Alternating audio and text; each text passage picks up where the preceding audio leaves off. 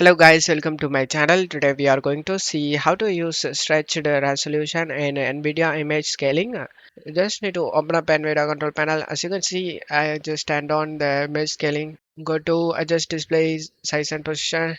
As you can see, these all settings are grayed out. To fix this, you just need to go back to manage 3D settings and turn off the image scaling and select OK and select apply.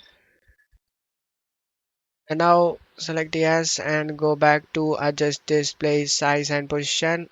It is not grayed out right now. In default, it is set to aspect ratio, set to full screen and select apply. Select yes. If you set to aspect ratio, then you will see a gap on both side black gaps. If you set it to full screen, it will stretch the screen to full screen and just minimize this and open up NVIDIA GeForce Experience. In my case, I don't have it.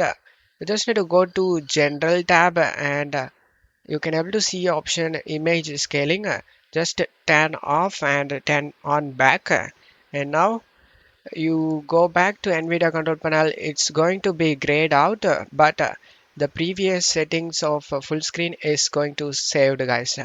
And now it's gonna be stretched resolution in your game. And that's it for today's video, guys. Give me a like and subscribe. Thank you.